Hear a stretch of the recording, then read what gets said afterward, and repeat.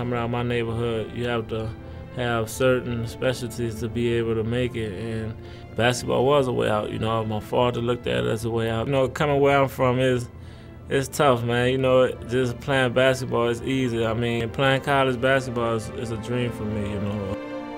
And the thing that kept me focused was my dad. You know, he brought me up from when I was small. He was at every game, and basically he showed me what I had to do to be a man. And when he passed away, I think that I owe him and just sacrifice and try to go out on my own and make him proud. My father did mean that I had to do the things that he pushed me to do, you know. And he showed me the ropes and did all the things he could do for me, and only so far he could take me, and the rest of the way was him to let me go and do it on my own way. Coach Anderson said basically if I come here, you know, sit out, pay my own way for a year, sacrifice what I have to come here and make good grades, and he'll promise me a scholarship. It was one of the risks I was willing to take, you know, the price I had to pay. And it was tough for me. It wasn't easy, you know. Everybody's good in their own way. They just got to get that break or get the opportunity. That's why I'm grateful for Coach Anderson, because they're always doubters, you know. It could be doubters inside your family, outside your home, the guy next to you. And I believe that when Coach Anderson took a chance on me, it was a lot of doubt, and it was my personal job for him was to show him that the chance he took with me wouldn't be a mistake. One thing when you just be a coach and outside the gym is over with. But, you know, I think here is more than just basketball, you know. He has a way of being a father figure to you, and he knows how to be a coach as well. For him and all the coaching staff, you know, I think it's more than basketball. It's about succeeding after basketball. And life after basketball is what's important to Coach Anderson. Well, at first it didn't worry me, you know, until they said a mandatory evacuation and how bad it would be as far as the body bags. After the mandatory evacuation, you know, for some reason she wanted to stay.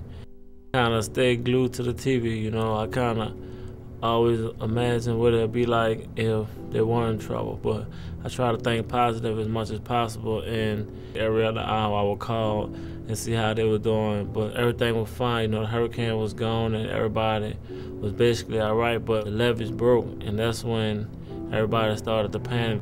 All the houses, they were flooded out and basically lifted off the ground. After that, the levees broke, they realized that everyone was evacuating to the Superdome for protection or for shelter, so they had to swim to the Superdome from where they were.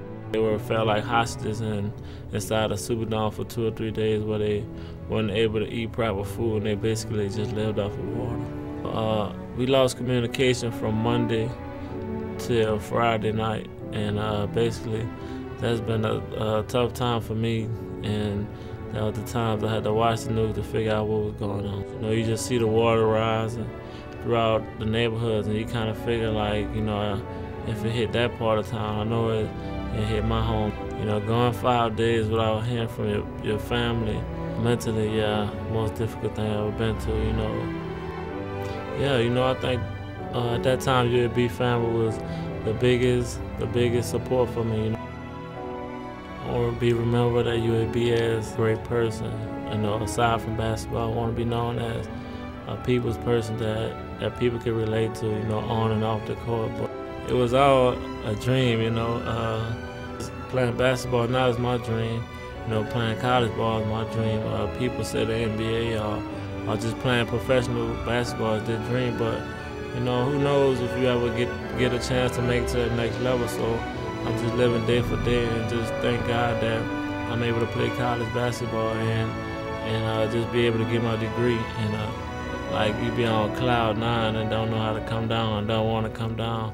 And I think that was just one of those feelings and one of those times that we have. And it's a time in your life you need to cherish because you never know if you get that opportunity again.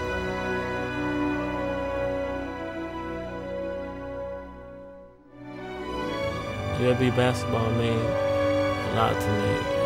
I think it changed my life. I think basketball saved my life. That's why I say, you know, people come up to me and ask me if I'm gonna go to the NBA, and I look at them, I say, you know, they think that it's a dream to come true to be able to go to the NBA, but in actuality, I think I'm living out my dream now.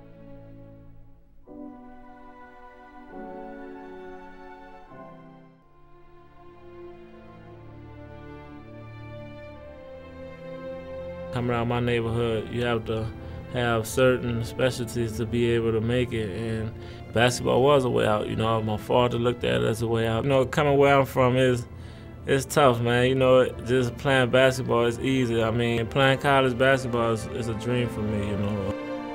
And the thing that kept me focused was my dad. You know, he brought me up from when I was small. He was at every game, and basically he showed me what I had to do to be a man. And when he passed away, I think that I owe him and just sacrifice and try to go out on my own and make him proud. My father did mean that I had to do the things that he pushed me to do, you know. And he showed me the ropes and did all the things he could do for me, and only so far he could